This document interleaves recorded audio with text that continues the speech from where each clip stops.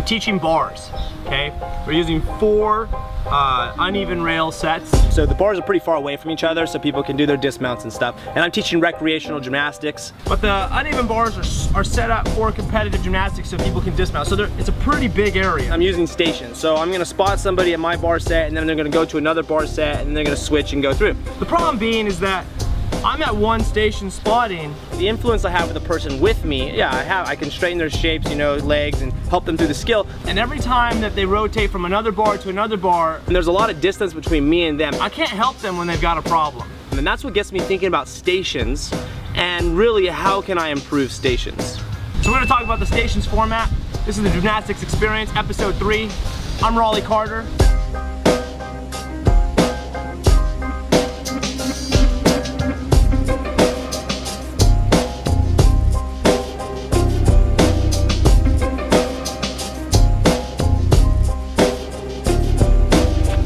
Okay, so stations format.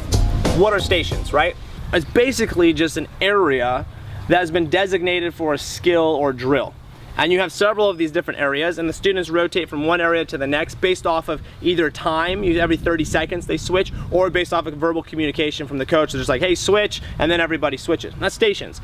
The structure of stations, how you want to build a station is, 1, priority safety, is you need to be able to see all the stations in play. So you need to put yourself in a position where you can see everybody and all the stations.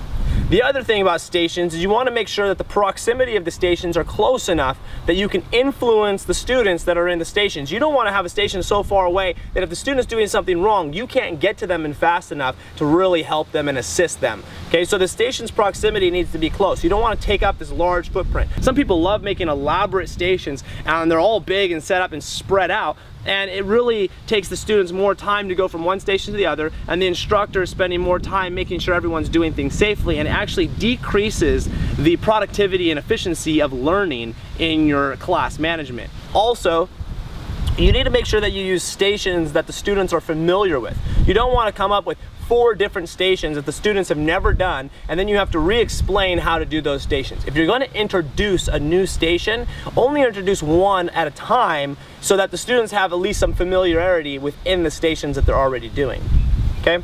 So now we're going to talk about information then. So you have the structure, but how are you going to deliver the information for what you're teaching? Well, there's 3 different types of stations. So you have same skill stations, and same skill stations are basically if you had 4 wedges and you put 2 kids on each wedge and you're like, okay, we're all gonna do forward rolls going down the wedges, okay? And so now they get in line, forward roll, and you're gonna build up skills. And then you say, okay, now we're gonna do forward straddle rolls. Now everyone's doing forward straddle rolls going down the wedge. Then you say, oh, we're doing forward pike rolls. Now everyone's doing forward pike rolls going down the wedge, okay? This is same skill stations. Then you have a deconstruction of a skill. And this might be like a cartwheel, where you take a cartwheel and say, okay, we have a lever in, we have a straddle handstand, and we have the lever out of the cartwheel. And then we have the cartwheel itself. And so you have 4 stations. The kid works on the lever in, then they work on the straddle handstand, then they work on the lever out of the cartwheel, and then you're spotting the cartwheel itself.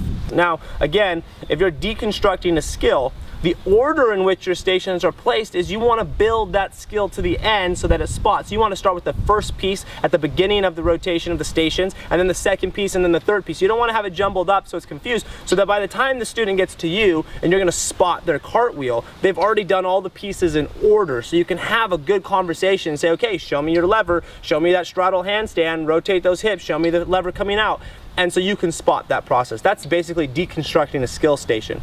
And then you have stations that are unrelated skills entirely. This is more about coordination, movement, agility. You see it in preschool classes or younger levels where, hey, you're gonna jump up and down on a block, you're gonna do a cartwheel over here, here we're doing forward roll down the wedge, and they're not related at all, but it's just teaching them body coordination and awareness, and you're just moving them through stations. That would be unrelated skill stations, okay? The main thing about giving information, because the biggest problem with stations is that once you say switch, every single kid forgets what the next station is, right? They all go, what am I supposed to do here? And you spend more time explaining that than getting anything done. And so what you want to do is make sure that you go through the rotation, the first rotation, rather quickly.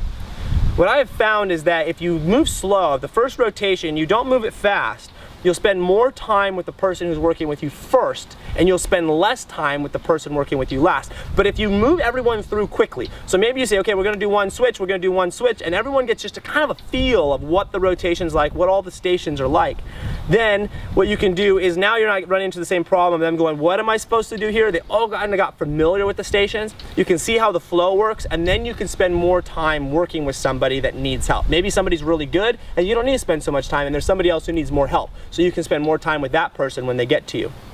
So that's kind of how you want to make the flow. You also want to make sure that the flow of the stations makes sense to the students so that they know how to get from one point to the next, to the next, to the next as they switch through. Sometimes stations can be kind of scattered all over depending on what your layout's like, and the student doesn't even know where to go for the next station. So it's important that you lay a clear pathway so that they understand where they're trying to go with stations. So that's basically the stations format.